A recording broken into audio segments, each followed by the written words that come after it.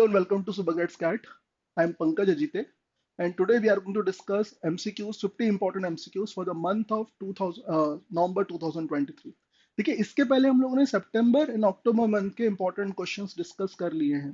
And for current affairs and GK, this complete series which is started from September, it is going to continue till April 2024. तो every month जो भी important MCQs होते हैं, may be from national, international, sports, books and authors, days, all the important topics, उनको questions के form में इस series में हम लोग डिस्कस कर रहे हैं. तो we start with today's discussion about the month of November 2023 MCQs for GK and current affairs. Our first question is, who was India's first Supreme Court judge? Mahila Supreme Court judge, women Supreme Court judge. She passed away some time back at the age of 96. तो ये four options आपको यहाँ पर दिए हुए हैं. Out of these four options, our correct answer is Justice Fatima Bibi. She was India's first women Supreme Court judge in year 1989. है ना, 1990 में she went on to become India's first women Supreme Court judge. अब देखिए, अब तक हमारे देश में कोई भी महिला चीफ जस्टिस ऑफ इंडिया नहीं बनी है ना. बट अगर क्वेश्चन आता है in time to come who is going to become our first chief justice of India, women chief justice of India, तो our correct option is in 2027 for 36 days justice B V Nagarathna, नाम ध्यान रख लीजिएगा, is going to be our first women chief justice of India. है ना, ये ध्यान रख लीजिएगा, हमारी पहली महिला चीफ जस्टिस ऑफ होंगी.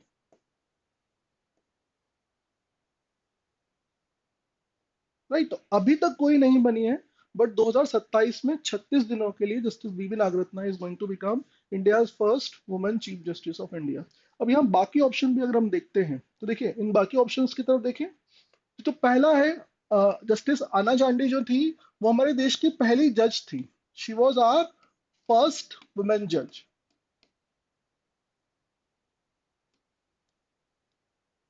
और बाद में she went on to become high court जज एट द सेम टाइम ना, बाद में तो हाई कोर्ट जज भी बनी. तो पहली वुमेन जो, तो पहली महिला हाई कोर्ट जज. फिर justice Fathima Beevi Wasim, she was first female supreme court जज, है ना, recently passed away at the age of 96. She was also given Padma Bhushan दिया गया है इनको, अभी जो लेटेस्ट डिक्लेरेशन हुआ था उसमें पद्म भूषण इनको दिया गया. तो ये भी ध्यान रख लीजिएगा, अभी जो अवार्ड डिक्लेयर हुए उसमें दिए गए थे उसमें. एंड फिर देखें कॉर्नेलिया सौरभ जी, तो she was our country's first woman lawyer. Clear. अब लास्ट ऑप्शन जो देखें जस्टिस लीला सेठ, तो she was first woman chief justice of any high court in our nation, first woman chief justice of state high court in our nation. है ना, ये Delhi high court की पहली महिला जज थी. ये chief justice of Himachal Pradesh high court, मतलब किसी भी स्टेट में, तो हिमाचल प्रदेश की पहली महिला चीफ जस्टिस हाई कोर्ट की, और देश भर में भी, मतलब किसी भी स्टेट के ताल्लुक में देखें ना, तो दैट इज वाई ये जो है first chief justice in high court, महिला, first women chief justice in a high court. है क्लियर. तो all the four options along with the name I have told you, justice VV Nagarathna, she is going to become our first CJI. ये सभी आपको, सभी चारों नाम जो बताए वो आपको ध्यान रखना है. Our second question says, who has been elected as the vice chair of the UN panel of external auditors? देखिए, चार ऑप्शन आपको दिए गए ना, इसमें हमारा करेक्ट आंसर है गिरीश चंद्र मुर्मू. ये है हमारे देश के controller auditor general of India, CAG जो कहा जाता है ना. ये हमारे देश के जम्मू कश्मीर के पहले लेफ्टिनेंट गवर्नर भी रह चुके हैं, है ना, first lieutenant governor of Jammu Kashmir. Clear. He is control auditor general of India and first lieutenant general of Jammu Kashmir रह चुके हैं. मतलब बाकी चार ऑप्शन की तरफ देखें तो ये जो चार ऑप्शन आपको दिए गए, तो पहला जो ऑप्शन दिया गया ना, देखिए, एक तो होते हैं कंट्रोल ऑडिटर जनरल, और दूसरे जो होते हैं वो कहलाते हैं कंट्रोलर जनरल ऑफ अकाउंट्स, उन्हें कहा जाता है ना. तो ये जो एस एस दुबे है, ये अभी presently he is controller general of accounts.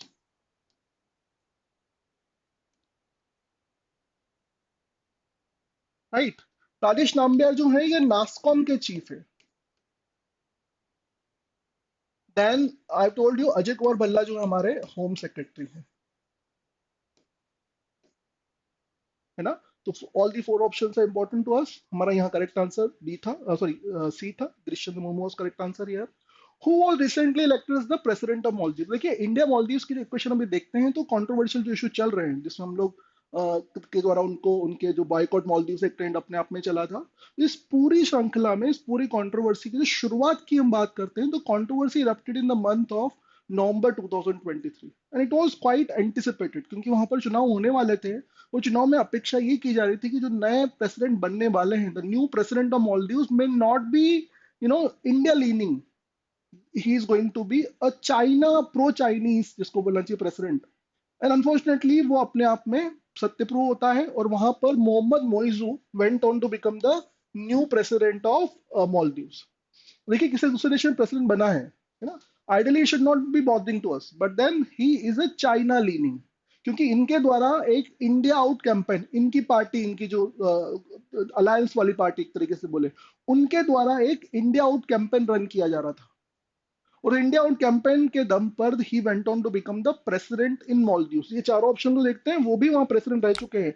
इसके पहले मोहम्मद सोली वाज प्रेसिडेंट एंड मोहम्मद सोली ने वहां पर इंडिया फर्स्ट पॉलिसी लेकर के आए थे when he was president of Maldives. Mohammed Muizzu जो है वो इंडिया आउट कैंपेन के दम पर वहां प्रेसिडेंट बने हैं और इसके पहले अब्दुल्ला यामीन वाज आल्सो प्रेसिडेंट, वो मोहम्मद मोइजू की पार्टी के ही मान सकते हैं उनको। And this guy, Mamoon Abdul Gayoom, he was president there in Maldives from 1978 till 2008। 30 वर्षों तक वहां पर एक तरीके से डिक्टेटरशिप जैसी स्थिति थी। तो he was also president for 30 long years. तो all the four options again important. Correct answer हमारे क्या होता है, मोहम्मद मोइजू नवंबर मंथ में मालदीव्स के प्रेसिडेंट बने थे। फिर 54% कुछ वोट उनको मिले and he went on to become the president there। Fourth question says, who has been appointed as the Secretary General of BIMSTEC? तो पहले तो what is BIMSTEC? BIMSTEC होता है Bay of Bengal initiative for multi sector and technical economic cooperation. ये क्या है? ये 7 देशों का ग्रुप है। It's a group of 7 nation, मतलब India, Nepal, Bhutan, Bangladesh, Sri Lanka, Maldives and Thailand. These are the 7 countries. ये 7 देशों के ग्रुप को बिम्स्टेक कहा जाता है। बिम्स्टेक की जो शुरुआत हुई थी दैट वाज इन ईयर 1997 में, बैंकॉक डिक्लेरेशन से आया था बिम्स्टेक और ढाका इसका हेडक्वार्टर होता है। 7 कंट्रीज ग्रुप एंड इसलिए इंपॉर्टेंट है क्योंकि सार्क जो इसके पहले ग्रुप बना था 1995 में, SAARC is not relevant yet now, at least 2014 के बाद में सार्क की कोई समिट नहीं हुई है, but BIMSTEC is a very live group. और इस ग्रुप के सेक्रेटरी जनरल जो है वो कुछ समय पहले इंद्रमणि पांडे को बनाया गया। तो Indramani Pandey is from India and he went on to become the secretary general of BIMSTEC some time back. इसलिए भी इंपॉर्टेंट है कि इसके देखिए लास्ट बार हमने डिस्कशन किया था कि भारत के इंडिया के जो परमानेंट रिप्रेजेंटेटिव हैं यूनाइटेड नेशन जेनेवा ऑफिस में, वो पहले इंद्रमणि पांडे थे और बाद में रिसेंटली इन्हें अरिंदम बागची को वहां भेजा गया है। तो Arindam Bagchi is the new permanent representative of India to United Nations Geneva office, है ना। और Indramani Pandey is now secretary general of BIMSTEC. BIMSTEC के सेक्रेटरी जनरल अभी ये बन चुके हैं। तो हमारा आंसर यहाँ पर ए होना चाहिए। And this already I've told you, this is the complete full form बोले, Bay of Bengal Initiative for Multi-Sector Technical Economic Cooperation, and these are the 7 countries: India, Sri Lanka, Bangladesh, Myanmar, Thailand, Nepal, Bhutan are the 7 nations जो BIMSTEC को belong करते हैं, BIMSTEC group को belong करते हैं। Then we come to next question, who has been elected as the chairman of Shri Somnath Trust। जो हमारा सोमनाथ मंदिर होता है गुजरात में, वेरावल गुजरात में जो मंदिर है, उसका एक ट्रस्ट होता है। वो ट्रस्ट के चेयरमैन जो हैं अभी हमारे प्रधानमंत्री नियुक्त थे और इसके पहले भी he was chairman there, right. उसमें अंतर अभी ये है कि जो चेयरमैन का कार्यकाल होता है इसको बढ़ा दिया गया है, अमेंडमेंट अभी किया गया तो उसमें इनके कार्यकाल को 5 साल का कर दिया गया है। पहले ही it was only 1 year term. And who is chairman of this trust? Somnath trust के chairman are PM. PM Modi is the chairman of this trust। Clear? Next question says, who has been awarded British Academy Book Prize for year 2023? All the 4 names are Indian writers। Award जो दिया गया था it was given to Nandini Das for this book Courting India, है ना। मतलब book name of the book is Courting India, England, Mughal, India, Origins of Empire। And this lady went on to win the prize is Nandini Das. B should be the correct answer here. इसी literature वाली संख्या में अगर awards की बात करें तो very important question जो होता है वो होता है 2023 का बुकर प्राइज किसे दिया गया। Every year this Booker prize जो है ये किसी भी एग्जाम के ताल्लुक में इंपॉर्टेंट होता है। एक तो होता है बुकर प्राइज, दूसरा होता है international Booker prize. Booker prize जो होता है वो इंग्लिश लिटरेचर के लिए, मतलब इंग्लिश में कोई किताब दुनिया भर में कहीं भी लिखी गई हो, अगर वो पब्लिश होती है इंग्लैंड में, तो दैट बुक इज एप्लीकेबल, मतलब that book is can be nominated for the Booker prize, है ना। और बुकर प्राइज की जो स्थापना हुई थी दैट वाज इन ईयर 1969 में बुकर प्राइज की स्थापना, मतलब बुकर प्राइज की शुरुआत की गई थी। तो 1969 से लेकर के 2002 तक they were called as Booker prize, only Booker prize. फिर 2002 से 2019 तक के लिए 2002 to 2019 they were termed as Man Booker prize. And then again now 2019 onwards they are termed as Booker Prize for Fiction. Exactly जो कहा जाए तो उसे Booker Prize for Fiction कहा जाता है। और हर साल मैंने जैसे कहा कि अगर कोई किताब आयरलैंड और इंग्लैंड में छपती है, पब्लिश होती है, इंग्लिश बुक होती है, इंग्लिश में लिखी गई होती है, तो बुकर प्राइज के लिए नॉमिनेट की जा सकती है। इस बार जो बुक नॉमिनेट हुई थी उसके writer Paul Lynch, and name of the book was Prophet Song was the name of the book, है ना। प्रोफेट सॉन्ग के लिए इस बार पॉल लिंच को ये अवार्ड दिया गया है। क्लियर, यहाँ इमेज देख सकते हैं। इसमें जो second I was telling it was international Booker prize. International Booker prize जो होता है वो किसी दूसरी भाषा में लिखी गई बुक को जब ट्रांसलेट किया जाता है इन इंग्लिश, तो ट्रांसलेटेड बुक जो होती है वो इंटरनेशनल बुकर प्राइज दिया जाता है। इसकी शुरुआत जो की गई थी दैट वाज इन ईयर 2005, 2005 में इंटरनेशनल बुकर प्राइज की शुरुआत की गई थी। और जो अवार्ड है वह बुक के राइटर एज वेल एज जो ट्रांसलेटर होते हैं वो अवार्ड इन दोनों में बांटा जाता है। तो this time award for this year it was author Georgi जो है, he is basically from Bulgaria, along with this lady Angela Rodel, जिनके द्वारा इसको ट्रांसलेट किया गया था। इन दोनों को इस बार का इंटरनेशनल बुकर प्राइज दिया गया। एंड जो बुकर प्राइज होता है it went to Paul Lynch, he is an Irish writer, है ना, ये आयरिश राइटर है। Our next question says, who is the first recipient of Manohar Parrikar युवा साइंटिस्ट अवार्ड। मनोहर पर्रिकर जो थे वो 3 time Goa chief minister and are defence minister थे। In 2019 he passed away. तो उनको ट्रिब्यूट देते हुए जो अवार्ड की शुरुआत की गई है, जो इनॉग्रल अवार्ड जो है this time around the inaugural, मतलब जो इनॉग्रल अवार्ड है it was given to doctor Madhavraj S. He is a scientist in ISRO. ISRO के यूआर राव सैटेलाइट सेंटर जो होता है वहां पर साइंटिस्ट है। And he has become the first recipient of Manohar Parrikar युवा साइंटिस्ट अवार्ड। उनके द्वारा जो उनके कॉन्ट्रीब्यूशन के ताल्लुक में देखें तो he did contribute in the design of the power descent trajectory जो होती है उस ताल्लुक में। चंद्रयान 3 जो मिशन अभी सक्सेसफुल रहा था उसमें भी इनका कॉन्ट्रीब्यूशन रहा था। तो he has been given this year's या इनॉग्रल मनोहर पर्रिकर युवा scientist award. who were jointly awarded Indira Gandhi prize for peace for year 2022। ध्यान रखिए 2022 के लिए पूछा गया यहाँ पर, क्योंकि इवन अब तो 2023 के अवार्ड भी डिक्लेयर हो चुके हैं। तो 2022 का इंदिरा गांधी पीस प्राइज, है ना, प्राइज फॉर पीस किसको दिया गया। ध्यान रखिए गांधी पीस प्राइज नहीं पूछा गया, इंदिरा गांधी पीस प्राइज की बात कर रहे हैं। तो it was jointly given to train nurses association of India as well as Indian medical association for their contribution during the covid time. तो कोविड टाइम में जो इनका कंट्रीब्यूशन रहा उस ताल्लुक में दीज टू इसको बोलना चाहिए organisations jointly awarded the Indira Gandhi prize for piece.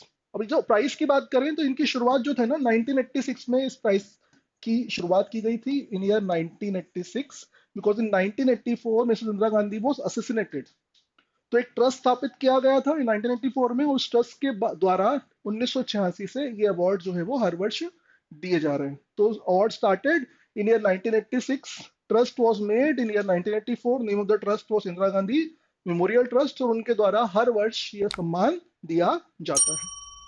Our next question says, which film received the Best Film or Golden Peacock Award at the closing ceremony of IFFI international film festival जो होता है उसमें closing ceremony किस movie को award दिया गया।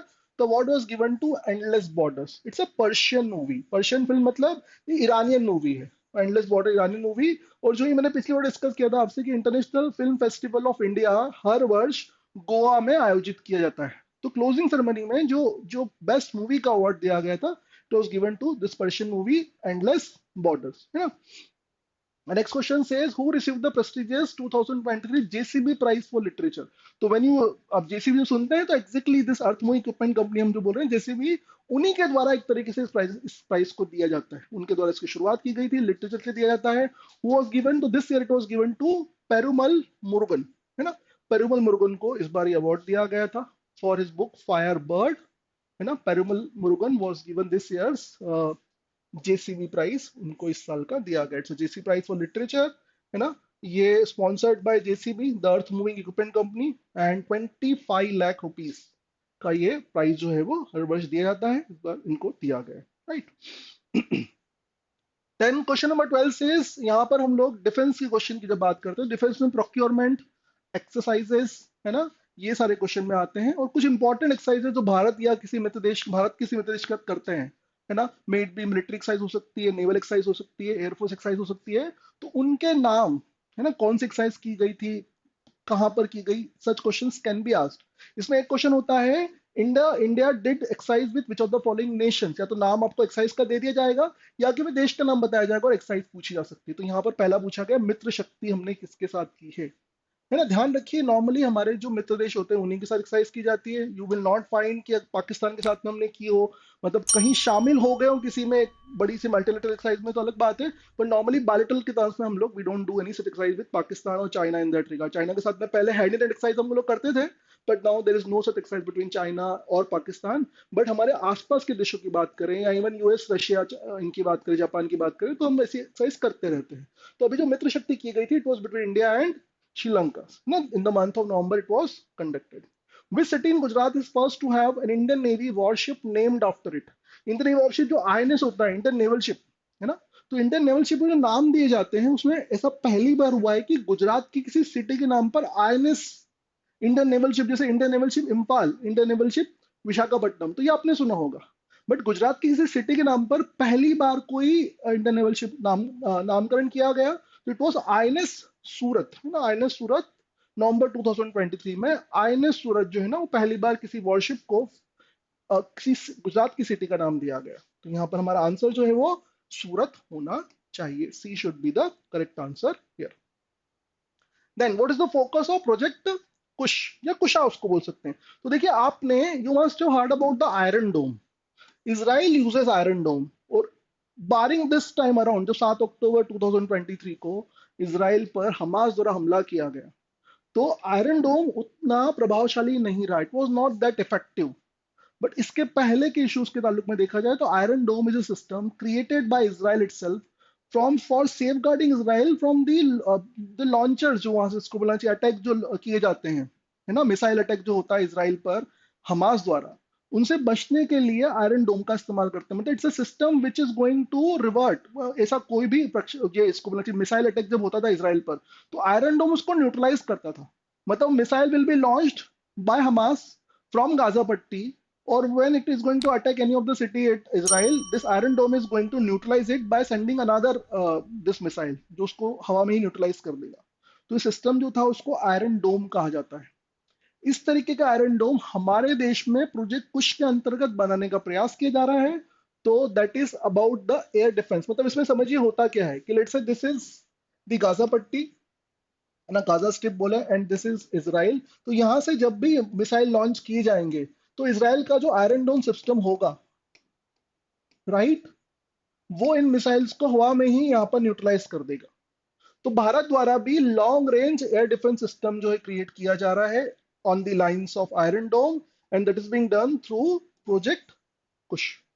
Clear. हमने S-400 भी already bought from Russia. 5 S-400 around $5.48 billion में हम लोग रशिया से खरीद चुके हैं. बट दिस इज जो आयरन डोम होता है वो S-400 से उसको थोड़ा कम मानिए. मतलब सिटी वाइज अगर देखें तो iron dome is a lower version उसका एक तरीके से माने. तो दैट उसको प्रोजेक्ट कुश के through we are going to launch in our nation. उसकी यहाँ पर तैयारी की जा रही है. Which country's president signed a bill revoking the ratification of CTBT, Comprehensive Test Ban Treaty, है ना. किसके द्वारा इसको रेटिफिकेशन जो दिया गया था उसे रिवोक कर लिया गया. तो देखिए जब कोई हम लोग ट्रिटी की बात करते हैं तो उसमें दो इश्यूज होते हैं. पहला होता है कि a nation needs to sign the treaty and later on the nation needs to ratify it. Signing a treaty means there is an intention कि we are interested. Ratifying is कि the parliament of the nation or any authority in the nation is going to ratify it. मतलब it is being approved by the highest authority there in this state, in the country. तो CTBT जो थी, CTBT अपने आप में comprehensive test ban treaty कही जाती है, जिसके अंतर्गत अंडर वाटर, अंडरग्राउंड, एटमॉस्फेयर कहीं पर भी किसी प्रकार का न्यूक्लियर टेस्ट जो होता है उसको करने की मनाही होती है देशों के। और this was brought in year 1996, but many of the nations are yet to sign this. उसमें जो रशिया ने साइन किया, रेटिफाई भी किया है, तो रशिया के द्वारा उसको भी रिवोक कर लिया गया। In the light of Ukraine war, Russia ने इस सीटीबीटी पर जो साइन किया था उस रेटिफिकेशन को रशिया द्वारा रिवोक कर लिया गया। रशिया प्रेसिडेंट व्लादिमीर पुतिन, जो कुछ समय पहले फिर से प्रेसिडेंट बने हैं, ये is revoke his countries ratification. मतलब एक तो साइनिंग होता है, रेटिफिकेशन होता है, रशिया ने रेटिफाई करने के बाद भी उसको रिवोक कर दिया है। क्यों रिवोक कर दिया है? Because already US is anyway not part of it, and the way the war is going on between Russia and US, sorry Ukraine, तो उस ताल्लुक में इनके द्वारा बोला गया है कि we are revoking this treaty. तो इस ट्रीटी की बात करें तो it is comprehensive test ban treaty, है ना। कोई भी न्यूक्लियर वेपन जो होता है उसकी जो टेस्टिंग होती है, एक्सप्लोजन होता है, उसे ना किया जाए, ये ट्रीटी कहती है। 1996 में इसे लाया गया था। Around 177 nations have ratified it, but there are some important countries, जो कि 44 स्पेसिफिक कंट्रीज की बात की गई है। और जब तक यह इसे रेटिफाई नहीं कर देते हैं तब तक ये एक्शन में नहीं आएगी। इसको इनिशिएट किया गया था 96, बट से yet to come into force because still many nations are there, important countries who must sign but they have not signed yet. तो उसमें कौन से हैं? उसमें देखिए India, China, Pakistan, North Korea, Israel, Iran, Egypt, Russia and US. Because Russia ने अब मना कर दिया है और यूएस ने इसको भी साइन नहीं किया है, तो सीटीबीटी इज नॉट, मतलब उसको हमारे द्वारा साइन किया भी नहीं गया, रशिया द्वारा उसको डी रेटिफाई, इसको बोलना चाहिए revoking their ratification. which Indian states responsible tourism which Indian states responsible tourism mission earned the global recognition, मतलब अवार्ड दिया गया है ना, फॉर देयर ग्रीन इनिशिएटिव्स। तो यहाँ बोला गया which Indian states responsible tourism mission earned the global recognition and a spot on UN United Nations World Tourism Organization's prestigious list of case studies। Again I repeat, ये world tourism organisation की बात की जा रही है। तो state of Kerala में जो उनके द्वारा जो इनिशिएटिव लिए जाते हैं, जिससे ग्रीन टूरिज्म की जो बात की जाती है, उस ताल्लुक में they have been awarded by United Nation WTO, है ना। तो mission is granted garner the global acclaim, Kerala Responsible Tourism Mission garner the global acclaim by featuring in the United Nations World Tourism Organization's list of case studies showcasing India's commitment, मतलब this tourism's commitment of eco-friendly and sustainable travel, है ना। Eco friendly मतलब green tourism जो कहा जाता है, जहां पर एनवायरनमेंट को नुकसान किए बिना टूरिज्म, सस्टेनेबल टूरिज्म की जब बात करते हैं उसे बढ़ाया जाता है। तो यहाँ पर केरला को ये अवार्ड दिया गया है। Next question says which country has officially announced the permanent closure of its embassy in India, citing the persistent challenges from the Indian government as the primary reason। तो देखिए 2021 15 अगस्त 2021 अफगानिस्तान में तालिबान की सरकार आई थी, है ना। और उसके बाद से जो वहां की गवर्नमेंट थी, वहां के जो राष्ट्रपति थे, उनको अपना देश छोड़कर भी जाना पड़ा था। तो उनके द्वारा जो मिशन रन किया जा रहा था भारत में, एम्बेसी जो रन की जा रही है, उन्होंने अब उसे क्लोज कर दिया है। इन सितंबर एंड की, या सितंबर एंड में इनका तो डिक्लेयर किया गया था, November ultimately they close the mission. तो उनके द्वारा इस मिशन को, जो हमारी एम्बेसी होती है, मतलब जो अफगानिस्तान की एम्बेसी हमारे देश में होती है, उनके द्वारा देव दिल्ली में इस मिशन को परमानेंटली क्लोज कर दिया गया। And they are citing they have not been getting proper support from Indian government in that regard, है ना। तो उनको रीजन देते हुए उनके द्वारा, अफगानिस्तान के द्वारा अपनी एम्बेसी को यहाँ पर क्लोज कर दिया गया है। Then which country is the home base for the clean tech startup Shigart, the winner of Climate Launchpad Asia Pacific Finals? तो किस देश की ये पर्टिकुलर इनिशिएटिव, मतलब this स्टार्टअप था, एक शीगार्ड जो होता है अपने आप में, वो पाकिस्तान का एक इनिशिएटिव है। थोड़ा सा कम इसको बोलना चाहिए बिलीवेबल होता है, but then Pakistan this company came with this innovative sanitary product, है ना, प्लास्टिक फ्री सैनिटरी प्रोडक्ट, है ना, biodegradable and plastic free sanitary product इनके द्वारा इनोवेटिव लाए गए थे। और उनके इस इनिशिएटिव के ताल्लुक में पाकिस्तान की जो कंपनी होती है, Pakistan based clean tech startup, है ना, they were given this award, they were recognized for this award। Asia Pacific का ये winner of the this award, climate launch पे एशिया पैसिफिक फाइनल में उनको अवार्ड दिया गया था। She guard, Pakistan based clean tech startup for plastic free and biodegradable products, scented products। Name of first humanoid robot appointed as the CEO by Hanson Robotics and Dictador, marking the historical milestone। अब देखिए, this is the first time Poland की company, Polish company की हम यहाँ बात कर रहे हैं, उनके द्वारा एक AI based CEO, robotic CEO जो है ना, उनके द्वारा अपॉइंट किया गया। सीईओ क्यों होता है चीफ एग्जीक्यूटिव ऑफिसर, जो कि पूरी कंपनी के सबसे इंपॉर्टेंट डिसीजन जो होते हैं उनके द्वारा लिए जाते हैं। तो यहाँ पर first time this company Mike, ये रोबोट का नाम आपसे पूछा गया, name of the first humanoid robot, तो name of the robot is Mika, name of the company is Hanson Robotics and Dictador. इनके द्वारा पहला ह्यूमनॉइड सीईओ जो है अपॉइंट किया गया है ना। तो Mika was appointed as world's first humanoid robot CEO by these companies. कहाँ के हैं? तो इट्स अ पॉलिश कंपनी है ना, it's a polish rum company. तो उनके द्वारा इसको अपॉइंट किया गया। मतलब क्या होगा कि इस रोबोट को पूरे कंपनी की जितनी इंपॉर्टेंट जानकारियां होती हैं in terms of marketing, sales, customer service, this information will be provided, and on the basis of this information this robotic CEO is going to take various important decisions. In the light of information it is going to take the decisions. First robotic CEO in the world, name is Maika, you know, company is Hands-on Robotics. Where was the AI Safety Summit 2023? The world's first artificial intelligence safety summit was organized. देखिए कुछ समय पहले UK में है ना, एक ब्लेशले park होता है यूके में, वहां पर ये समिट ऑर्गेनाइज की गई थी है ना। यूके में समिट ऑर्गेनाइज की गई थी। place is Bletchley Park, Buckinghamshire. And why it is important? Why this Bletchley Park is important? Because ये वही जगह है जहां पर एलन टूरिंग, जिनके नाम पर इंपॉर्टेंट मैथमेटिक्स कंप्यूटर साइंस का अवार्ड होता है, एलन टूरिंग अवार्ड जो होता है, एलन टूरिंग ने during the world war two के समय जो जर्मनी के जो भी मैसेज वगैरह होते हैं उनको, इसको बोलना चाहिए डेसिफर जो करना होता है ना, कोडेड मैसेज जो होते हैं उनको डेसिफर करने के लिए इस ब्लेशले पार्क में उनके द्वारा एक सिस्टम बनाया गया था है ना। और उसको दुनिया के पहले कंप्यूटर्स में इस तरीके से माना जाता है। तो उनके द्वारा सिस्टम बनाया गया तो decode the message of Germany है ना, दिस पावर्स। तो उस जगह पर पहला एआई समिट कुछ समय पहले यूके में ऑर्गेनाइज किया गया। दुनिया का पहला समिट इसको माना जा रहा है, एआई सेफ्टी समिट की बात की गई। Then which country hosted voice of global south summit recently? देखिए मैंने पहले भी आपसे डिस्कस किया इन लास्ट 2 लेक्चर्स कि भारत के इनिशिएटिव पर है ना, अफ्रीकन नेशंस का जो ग्रुप होता है जिसको अफ्रीकन यूनियन कहा जाता है, उसे G20 में शामिल किया गया था। पीएम मोदी ने कई बार कहा है कि जो ग्लोबल साउथ होता है, द नंबर ऑफ कंट्रीज, जो ग्लोबल साउथ मतलब कि the countries who belong to South America, Africa, South Asia, South East Asia, Australia, New Zealand, in these nations, इनको किसी भी बड़े ग्रुप में, यूनाइटेड नेशन सेक्रेटरी काउंसिल या कि G7 में या कई दूसरे ग्रुप्स में जगह नहीं दी गई है। तो global south has been constantly neglected in these years है ना। तो ग्लोबल साउथ को जगह देने के लिए, मतलब उनको रिप्रेजेंटेशन प्रोवाइड करने के लिए इनिशिएटिव जो है वो लिए जा रहे हैं। उसमें जो समिट थी, दूसरी समिट इसको कुछ समय पहले हुई है, voice of global south summit. तो it was held in India only, ये भारत में कुछ समय पहले कराई गई थी। यहाँ करेक्ट आंसर हमारा इंडिया होना चाहिए है ना। और जो टर्म ग्लोबल साउथ की बात करते हैं, तो who was the first person to use this term या कॉइन बाय कार्ल ओलेस्की, जो है ये टर्म आपको ध्यान होनी चाहिए, उनके द्वारा पहली बार इसका इस्तेमाल किया गया था।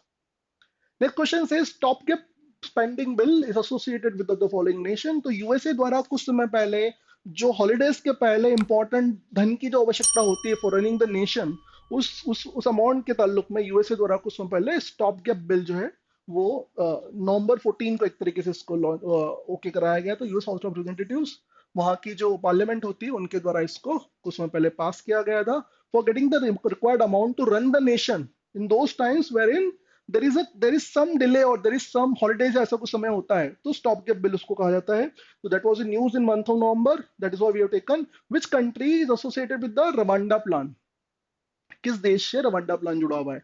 देखिए UK is suffering from this immigrants, जो इलीगल इमिग्रेंट्स वहां पर आते हैं, and these immigrants get into UK through various even boats के थ्रू यूके में इनके द्वारा एंट्री की जाती है, और बाद में जाके इनके द्वारा असाइलम सीख किया जाता है, इलीगल वहां पर माइग्रेशन होता है, and these European nations are suffering because of these illegal migration these days, so they are taking action. तो स्टॉप द बोर्ड्स कैंपेन उनके द्वारा रन किया गया था ऋषि सुनक द्वारा यूके में, और उनके द्वारा एक बिल भी लाया गया था। उस बिल में उनके द्वारा ये बोला गया था कि जो इलीगल इमिग्रेंट्स हैं, इनको यहाँ पर सिटीजनशिप ना दे करके इन्हें फिर से अपने देश भेज दिया जाएगा। If they are found illegally coming to the nation, to the UK, they will be sent back to their nation, या कि फिर they'll be sent back to Rwanda, उनको रवांडा भेजा जा सकता है। तो यूके के प्राइम मिनिस्टर ऋषि सुनक द्वारा ये बिल लाया गया था to send across, to send back those immigrants, illegal immigrants, है ना। तो रवांडा प्लान की जब बात करें तो it was initiated during the time of prime minister Boris Johnson, और उसको अभी उनके द्वारा उस तरीके से उस बिल को आगे बढ़ाया जा रहा था। बट खैर वहां पर यूके की जो वहाँ जो उनके सिस्टम होता है, लीगल सिस्टम, उसमें उसे ओके नहीं किया गया। वो सिस्टम क्या होता है कि people who are seeking this, discouraging the asylum seekers from undertaking the perilous 20-32 mile 32 kilometre का जर्नी होती है, जिसके थ्रू वो चैनल पार करके यूरोप में एंट्री लेते हैं, जो इंग्लैंड में एंटर करना चाहते हैं, इलीगल बोट्स के थ्रू आना चाहते हैं। अगर वो इलीगल पाए जाते हैं तो this was a bill where in they were about to be send back to their nation, और they were about to be send to the this Rwanda, उनको भेजे जाने का इसमें बात की गई थी, है ना। Then which country India was recently added to the UNESCO's Creative Cities list for its which city in India, sorry, which city in India was recently added to the UNESCO Creative Cities list for its contribution in the field of music? तो देखिए UNESCO creative cities list जो होती है अपने आप में, it is list of now around 350 cities, दुनिया भर की करीब करीब 350 सिटीज का इसमें जिक्र किया जाता है। और इनको फॉर वेरियस डिफरेंट जॉनर्स की बात कर सकते हैं, उसमें इनको कंट्रीब्यूशन के ताल्लुक में, इंपॉर्टेंस के ताल्लुक में इंक्लूड किया जाता है। और इसमें कितने देश, कितने सिटीज कहा गया, told you around 350 cities are there, है ना, 350। और ये 350 कैसे होती है, कुछ समय पहले 55 सिटीज को इसमें और ऐड किया गया था। इन 55 सिटीज में से there were 2 Indian cities, 2 Indian cities को यूनेस्को क्रिएटिव सिटीज लिस्ट में जोड़ा गया था। दिस 2 सिटीज, एक तो उसमें जो होती है वो ग्वालियर था, दूसरा उसमें था Kozhikode. Kozhikode was added in terms of city of literature, Gwalior was added as city of music. But Kozhikode और ग्वालियर को मिलाकर के देयर वर 8 इंडियन सिटीज, है ना। कुल मिलाकर कितनी सिटीज हैं, करीब करीब 8 हमारी इंडियन सिटीज हो चुकी हैं इन दोनों सिटीज को मिला करके, इंक्लूडिंग बोथ दी सिटीज, है ना। तो इसमें आप टोल्ड यू ग्वालियर जो है वो सिटी ऑफ म्यूजिक, इसमें कोझिकोड सिटी ऑफ लिटरेचर, है ना। बट इनके अलावा Mumbai has been taken a city of films, Mumbai को अगर देखें तो सिटी ऑफ फिल्म्स में आता है। जयपुर जो आता है आर्ट्स एंड क्राफ्ट्स में आता है ना। श्रीनगर जो आता है वो आर्ट्स एंड क्राफ्ट्स में आता है। वाराणसी म्यूजिक में आता है। चेन्नई है इसमें म्यूजिक में आता है। मुंबई फिल्म्स में, हैदराबाद गैस्ट्रोनॉमी में, कोझिकोड लिटरेचर में, एंड ग्वालियर म्यूजिक में। तो अराउंड 8 सिटीज आर देयर, है ना, 8 सिटीज होते हैं। और ये 8 सिटीज जो भारत के हैं ये अलग अलग श्रृंखलाओं में हैं। और इसके अलावा देर आर 2 मोर, इसको बोलना चाहिए ग्रुप्स अगर बोले तो, एक होता है डिजाइन के लिए, दूसरा होता है मीडिया आर्ट्स के लिए, है ना। For design and media there is no Indian city which is been included for, but others की जब बात करते हैं तो जैसे मैंने आपसे कहा, तो 3 सिटीज जो होती है उसको म्यूजिक के ताल्लुक में जोड़ा गया। 3 cities are part of this list through in terms of music. तो म्यूजिक के ताल्लुक में हम देखें तो म्यूजिक में है वाराणसी, चेन्नई और ग्वालियर। वाराणसी, चेन्नई और Gwalior for music. Mumbai for films, है ना, Mumbai for films. Jaipur for art and craft, और जयपुर के अलावा आर्ट एंड क्राफ्ट में श्रीनगर भी आता है। तो Srinagar in Jaipur for art and craft, Kozhikode is for literature, Hyderabad is for gastronomy. Hyderabad को देखें तो वो गैस्ट्रोनॉमी में, तो फूड के लिए बेसिकली उसको इस लिस्ट में शामिल किया गया। तो 8 इंडियन सिटीज। नाउ अभी जो लेटेस्ट ऐड इस लिस्ट की बात करें तो 55 सिटीज को अभी जोड़ा गया, 55 एडेड recently, मतलब 55 added in year 2023. Total number of such cities around the world is 350। और हमारे देश के ताल्लुक में देखें तो मैंने आपसे पहले ही बोल दिया है, 8 इंडियन सिटीज जो होती हैं वो इसमें अब तक जुड़ चुकी हैं। लेटेस्ट मतलब ये जो कहा ना मैंने, कोझिकोड लिटरेचर के लिए एंड ग्वालियर फॉर म्यूजिक, तो इन दो को मिला करके 8 सिटीज होती हैं। और इसके पहले ऑलरेडी 6 वर देयर। उसमें मुंबई मैंने आपसे बोल दिया है वो अपना फिल्म्स के लिए मुंबई को जोड़ा गया है। हैदराबाद को गैस्ट्रोनॉमी के लिए जोड़ा गया है। Chennai, Varanasi already they are part of music के लिए है। जयपुर है ना, जयपुर जो है वो आर्ट्स एंड क्राफ्ट्स के लिए, श्रीनगर आर्ट्स एंड क्राफ्ट्स के लिए पहले से इसमें इंक्लूड होता है। तो टोटल 8 सिटीज यहाँ पर इसका हिस्सेदार होती हैं। Then we comes to next question, galaxy leader recently is news. What is galaxy leader? Galaxy leader अपने आप में इट्स अ शिप बेसिकली, जिसको कुछ समय पहले हाउदी रेबल्स द्वारा जो है ना रेड सी में जिसे हाईजैक किया गया। तो Galaxy leader was in news in year 2000, इन नवंबर 2023 में न्यूज में था। और उसके बाद से देखा जाए तो कई सारे जहाजों को उनके द्वारा पर रोका जा रहा है।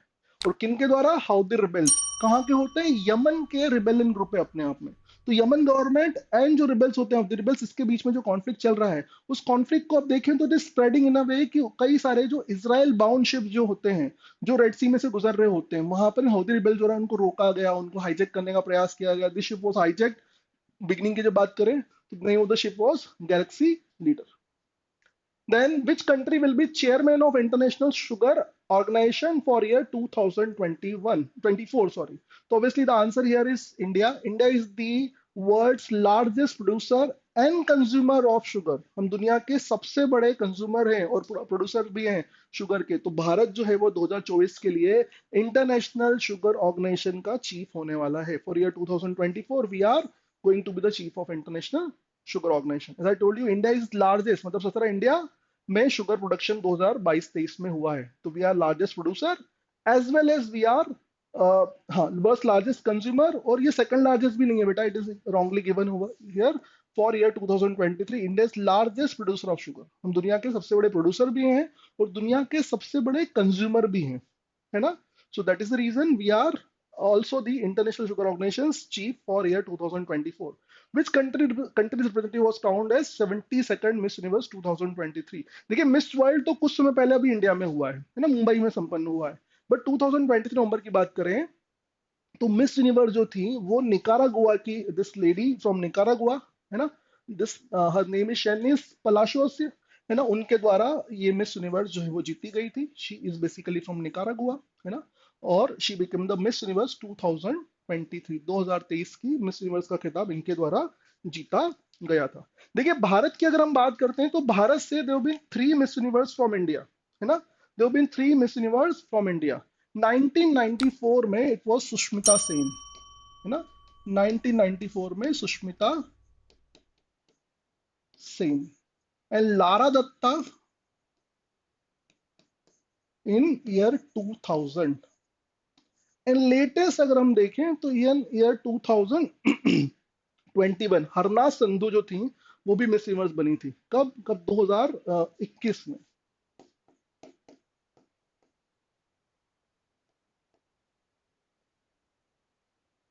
है ना. तो there been 3 miss universe of India, 94, 2000 and 2021 तीन. और अभी जो हम लास्ट ईयर की बात करें 2023 में तो it was miss Nicaragua. Question number 28 says, which is the first country in the world to have completely sterilized and vaccinated the entire state of population? Entire state of population मतलब state of population of 1,50,000 in this nation was completely sterilized, है ना. So this nation we are talking about is Bhutan, है ना. Bhutan declared itself the first country in the world, है ना, to completely sterilize this state of population. कितनी है वहां पर? 1,50,000, है ना, 53,000 sorry. 1,53,000 dogs were vaccinated and microchipped. 31,000 पेट जो है उनको माइक्रोचिप मतलब उनको जीपीएस में भी जो है ना उसको कर दिया गया था.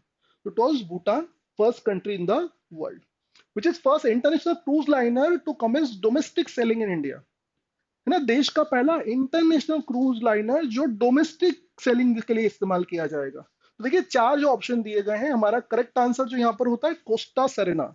ये इटालियन शिप है बेसिकली, और पहली बार कोई इंटरनेशनल क्रूज लाइनर हमारे देश में डोमेस्टिक सेलिंग के लिए इस्तेमाल किया जा रहा है. बट ये भी ध्यान रखना है कि when we talk about MV Ganga Vilas, तो गंगा विलास जो है ये दुनिया का वर्ल्ड्स लार्जेस्ट, है ना, रिवर क्रूज लाइनर. ये क्या है? रिवर क्रूज लाइनर, दुनिया का सबसे बड़ा.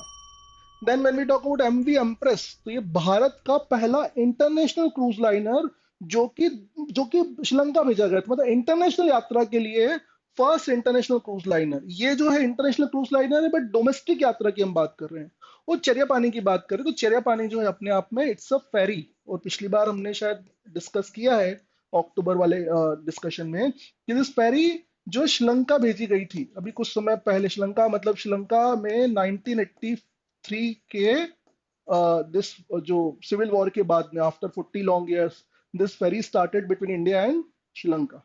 तो फेरी जो होती है वो स्मॉल शिप कहलाता है ना. और बाकी तीन की जब बात करें तो Costa Serena is the international cruise liner commencing domestic sailing. MV Empress international cruise liner commencing international sailing. MV Ganga Vilas world's largest river cruise liner, है ना. ये सभी कुछ समय पहले के ही हैं. तो इस चारों ऑप्शन हमको ध्यान रखने. इस क्वेश्चन का सही आंसर जो था first international cruise liner in India for domestic sailing is our C option Costa Serena, right. Then we come down to what is the new name of Ayushman Bharat Health and Wellness Center. स्वास्थ्य and कल्याण जो बोलते हैं, कल्याण केंद्र जो कहे जाते हैं, जो कि आयुष्मान भारत मिशन का एक इंपॉर्टेंट क्रूशियल एलिमेंट होता है, जहां पर प्राइमरी हेल्थ केयर सुविधाएं जो हैं वो दी जाती हैं and to the vulnerable population in our nation. तो it is part of Ayushman Bharat mission, है क्लियर. और वो पहले कहलाते थे Ayushman Bharat health and wellness centre या स्वास्थ्य एंड कल्याण केंद्र. अब इनका नाम चेंज कर दिया गया, और नाम चेंज करके क्या कर दिया गया है, they are now going to be termed as the Mandir. इनको अब क्या है, इन्हें मंदिर कहा जाएगा. आयुष्मान भारत आरोग्य मंदिर इनको कहा जाएगा, है ना. Ayushman Arogya Mandir they are going to be called now. केवल नाम चेंज किया गया है. They are already there, they are more than around 1.6 lakh से ज्यादा है, 1,60,000 से ज्यादा ये ओवरऑल सेंटर्स हमारे देश भर में होते हैं. Now they will be termed as Ayushman Arogya मंदिर.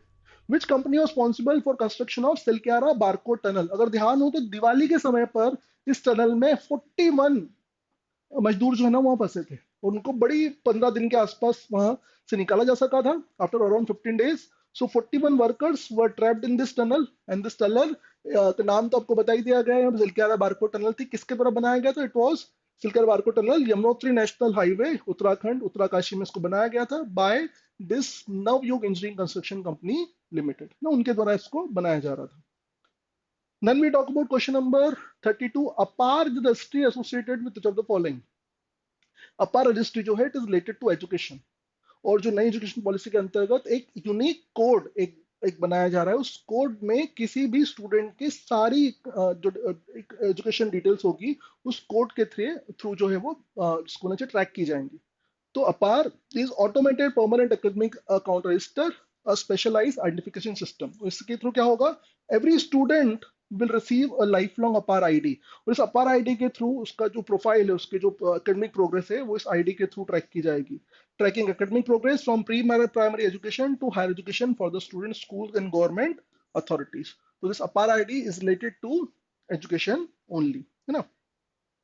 Then one nation, one registration platform register among the following. So it is going to register the doctors in our nation, है ना.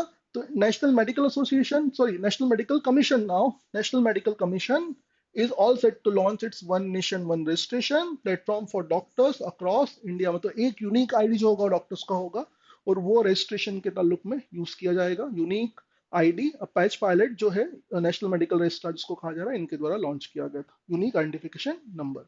वो फाउंडर ऑफ शंकर नेत्रालय. देखिए कुछ समय पहले इनकी मृत्यु हुई थी. और founder of Shankar Nethralaya which is Chennai based institute, और कई सारे मतलब इसको बोलना चाहिए उनके द्वारा स्टार्ट किए गए थे इस नेत्रालय. तो doctor S S Badrinath we are talking about, है ना, one of the India top ophthalmologist and founder of Shankar Nethralaya, passed away recently at the age of 83, है ना. 83 की एज में इनकी मृत्यु हुई है. बाकी ऑप्शन की तरफ देखें तो doctor Pratap Reddy is founder of Apollo hospitals, है ना. अपोलो हॉस्पिटल्स के फाउंडर हैं. डॉक्टर कलामांजी रेड्डी ये डीआरएल डॉक्टर रेड्डी लेबोरेटरीज के हैं. डॉक्टर नरेश त्रेहान जो है वो मेदांता के होते हैं, मेदांता के फाउंडर हैं, है ना. And doctor S S Badrinath, इनके द्वारा दिस सीरीज जिसको बोलना चाहिए chain of eye hospital Sankara Nethralaya जो है, इनके द्वारा स्टार्ट किए गए थे. तो answer should be doctor S S Badrinath. Then which rare metal was discovered in Satluj River recently? तो उसको tantalum was the rare metal जो कुछ समय पहले सतलज रिवर में पाया गया. A should be our correct answer here. Next is Operation Sesha was launched to curb which of the following? तो illegal trade of timber, है ना, जो टिम्बर की इलीगल ट्रेड को रोकने के लिए fourth phase of operation Shesha was launch by Telangana government, है ना, वहां पर इनके द्वारा स्टार्ट किया गया था. Then when we talk about which state was India's first 3D printed temple unveiled? कहां पर भारत का पहला 3D printed temple जो अनवील किया गया? तो unveiled in state of Telangana, Telangana में अनवील किया गया world's first 3D printed temple, है ना. A should be our correct answer. Then which city in India topped the list of women-led startups leading the gender diversity in entrepreneurship? तो obviously the correct answer here is going to be the city of Bangalore. Bengaluru में सबसे ज्यादा women startup जो है वो start किए गए. तो top the list of the women lead startups in nation 1783 startups. Then which software was developed by Election Commission of India for complete candidate and election management? जो सॉफ्टवेयर की बात करें तो this software is termed as ENCORE. Election commission of India ने ENCORE software बनाया है ना. Enabling communication on real time environment. तो जो कैंडिडेट होते हैं उनके जो नॉमिनेशन जो फाइल की जाते हैं, जो नॉमिनेशन डिटेल दी जाती है, उसको चेक करने के लिए और आगे की प्रोसेस के लिए रिटर्निंग ऑफिसर को ये सॉफ्टवेयर दिया जा रहा है, है ना, for candidate nomination, affidavit, voter turnout, counting results and data management. The complete system जो होगा from nomination to the voter counting, everything will be done through this particular software, it is being termed as ENCORE, है ना, ENCORE इसको नाम दिया गया है। Then what is rank of India in hotspot ma'am? Hotspot का मतलब हो जाए पानी की कमी के ताल्लुक में हम देख रहे हैं, है ना। तो here the rank of India की, सॉरी बेटा यहाँ कुछ गड़बड़ है, रैंक की हम बात करें तो यहाँ पर 12 शुड बी आर, हाँ 12 शुड बी आर रैंक, है ना, India stood the 12th position, there is something wrong here, ये जो है ये नहीं देखना है हमको। हमारी जो रैंक है यहाँ पर होती है वो 12 होती है, मतलब wherein people have to do lot of, उसको बोला चाहिए in terms of deliberation, in terms of getting water, तो उस ताल्लुक में बोला गया है। तो यहाँ आंसर हमारा 12th रैंक होगा, very sorry. Yes. Then, as per WHO 2023 Global TB Report, which country accounted for highest number of TB cases in the world for year 2022? India was the country with highest number of TB cases in year 2022. 2022 में भारत जो थे हमारे सबसे ज्यादा 27% of global burden we have got, है ना, and we recorded around 2.8 million, that is 28.2 lakh TB cases in year 2022, है ना। तो we have got the highest burden with most number of TB cases, है ना, भारत में रिकॉर्ड किए गए for year 2022। Which institution release 14th emission gap report? Emission gap report जो है वो यूनाइटेड नेशंस एनवायरमेंट प्रोग्राम द्वारा रिलीज की जाती है ना। 14 जो गैप रिपोर्ट का मतलब होता है कि हमको जो अचीव करना है by by by the end of the century, जो तापमान में वृद्धि लेस देन 2%, अराउंड 1.5 हो तो और बेहतर, वो जो हम प्रयास कर रहे हैं उसके लिए जो स्टेप्स लिए जाते हैं, उस स्टेप्स में जो कमियां हैं, जो डिस्कनेक्ट है, उसके ताल्लुक में one emission gap report release की जाती है। This gap report is release by United Nation Environment Programme. Then, as the recent UN report, which region was recognized as world's worst region in terms of water scarcity? Scarcity का मतलब होता है कमी, पानी की कमी के ताल्लुक में कौन सा रीजन जो था वो दुनिया में सबसे ज्यादा सफर कर रहा है ना। The reason which is suffering most, जो सबसे ज्यादा जहां पर पानी की कमी आती है, तो here we are talking about our region, that is South Asia, है ना। तो recent release this United Nation report reveal South Asia is the experiencing greater number of children facing hardship due to severe water crisis। scarcity मतलब पानी की कमी, तो south Asia यहाँ पर हमारा करेक्ट आंसर होना चाहिए। Question number 44 says the organization released the 2023 adoption gap report, adaptation gap report, sorry, adaptation we are talking about, the adoption gap report was recently released by United Nations Environment Program again, you know। Then which organization has become the first to receive the approval for India's space regulator in space for launching commercial satellite broadband services in India? देखिए इसमें ये होता है कि normally when we get the internet services, we are getting services from the telecom companies। उसमें ये होता है कि अगर टावर की मौजूदगी वहां नहीं है, या number of towers are less, या उनकी इंटेंसिटी कम है, तो many remote areas will not be able to receive the internet facility या telecom facilities in that regard, right? But there is another way of providing this। Satellite के through जो internet provide किया जाता है, that can be provided to a larger area, right? And without this remote, her remote मतलब देश के कोने कोने में उसको प्रोवाइड किया जा सकता है। तो सैटेलाइट के थ्रू जो इंटरनेट प्रोवाइड किया जाता है वो पहली बार हमारे यहाँ उसकी जो लाइसेंस दिए जा रहा है, मतलब उसकी जो अप्रूवल दिया जा रहा है, that was given to OneWeb India ना। वन वेब इंडिया को वो अप्रूवल दिया जा रहा है। It's a Bharti group company only, and it's a subsidiary of Bharti group in a way, है ना। And they are going to launch the broadband services, internet services through satellite in our nation, है ना। उनके द्वारा इसको लॉन्च किया जाएगा। Baseball is related to which of the following sport? तो it's a very easy question. अभी आपने देखा हो तो इंग्लैंड की क्रिकेट टीम जो हमारे यहाँ से 4-1 से टेस्ट हार कर गए हैं, उस पर्टिकुलर हार के लिए उनको अपने अपने जो ओवरऑल फोकस था उनका बेसबॉल, बेसबॉल मतलब नहीं, एग्रेसिव फॉर्म ऑफ क्रिकेट जो उनके द्वारा खेला जाता है, उस पर इस तरीके से दोष दिया गया। वो बेसबॉल जो है वो बेसिकली दो, ये इंग्लैंड की टीम से रिलेटेड है, मतलब उनके ताल्लुक में बोला जाता है। But Bazball is related to Brendon McCullum. Brendon McCullum जो थे, मतलब he was coach of England, he is in fact he was coach of England, but basically he belongs to New Zealand, New Zealand के प्लेयर थे। और उनका जो एग्रेसिव फॉर्म ऑफ क्रिकेट होता है उसे बेसबॉल कहा जाता है। तो it is related to Brendon McCullum जो कि coach of England cricket team, है ना, he was England's coach. So with when he became England's coach, so he inculcated this aggressive cricket in England's team, which was initially very successful, but in India it didn't work that way. So baseball is the aggressive form of cricket, है ना, जो कि English cricket team द्वारा इसको adopt किया गया है और उसको रिसेंटली नवंबर में कॉलिंस डिक्शनरी जो होती है उसमें इंक्लूड किया गया है। तो it is Bazball is not related to baseball, it is related to cricket, it's a aggressive form of playing cricket. Then which country withdrew from the hosting 2034 FIFA World Cup contest? अब देखिए withdrew मतलब इनके द्वारा पहले बोला गया था but now they taken, मतलब उनका नाम इनके द्वारा वापस ले लिया गया है। तो 2024 का जो वर्ल्ड कप होगा, फीफा वर्ल्ड कप जो होगा, football world cup, that will be organized by Saudi Arabia. तो फिर पूछते हैं कौन ऑर्गेनाइज करेगा, because that is they are the sole, उनके उनके द्वारा आपको मतलब उनके अलावा कोई बचा नहीं नॉमिनेशन के ताल्लुक में देखा जाए तो। ऑस्ट्रेलिया ने अपना नाम वापस लिया है एंड बिकॉज ऑस्ट्रेलिया मतलब ये किसको बोलना चाहिए, उनका अपना नाम वापस ले लिया, विड्रू देयर नेम, तो now it will be organized by Saudi Arabia. Mostly उनके द्वारा ऑर्गेनाइज किया जाएगा क्योंकि उनके अलावा कोई दूसरे देश ने इसके लिए अप्लाई नहीं किया है। तो our answer is going to be this Australia year. Asian Champions Trophy in women's hockey 2023 was won by India. Bharat द्वारा ये ट्रॉफी 2023 नवंबर में जीती गई थी इन रांची, है ना। तो हमारा आंसर जो होगा it should be A, India went on to, Indian women's team hockey team went on to win this trophy. Next question says goldfish officially declared a state of Gujarat, है ना। गुजरात में गोल्डफिश को ऑफिशियल जो basically वहां की जो state fish जो है वो घोषित कुछ समय पहले किया गया था। Answer should B Gujarat only. Then last question says largest open air annual trade fair in Asia is held in which of the following state? तो देखिए एशिया का सबसे बड़ा ओपन एयर फेयर जो होता है वो उड़ीसा में बाली यात्रा एक फेस्टिवल होता है, हर साल वहां पर ऑर्गेनाइज करते हैं। Name of the festival is Bali Yatra है, बाली यात्रा उसको कहा जाता है। तो बाली यात्रा का मतलब बाली, सुमत्रा, जावा, जो जो इंडोनेशिया के जो जो होते हैं आइलैंड्स होते हैं, कलिंग या बोलना चाहिए उड़ीसा से वहां के पूरे प्राचीन भारत से, मतलब पहले के टाइम में देखा जाए हिस्टोरिकल, तो वहां एक यात्रा होती थी, वो पूरा की पूरा सी रूट होता था। तो उस पूरी यात्रा की याद में एक तरीके से ये फेस्टिवल देश मतलब एशिया का सबसे बड़ा ओपन एयर फेस्टिवल ये उड़ीसा में आयोजित किया जाता है। इट इज ऑल मतलब उसमें फन फेयर होता है, उसमें कई सारे कल्चरल एक्टिविटीज होती हैं, उसमें फेस्ट होता है ना। तो that is Bali Yatra organized in Orissa and it is Asia's largest open air annual fair organized at the banks of river Mahanadi in Cuttack. तो यहाँ पर हमारा आंसर जो है वो उड़ीसा होना चाहिए। So these were the important 50 questions for the month of November 2023.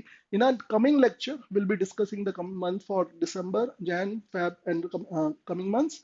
And if you find this video useful enough, do like our video. We are going to meet again in our coming lectures. Thank you very much. Thanks a lot.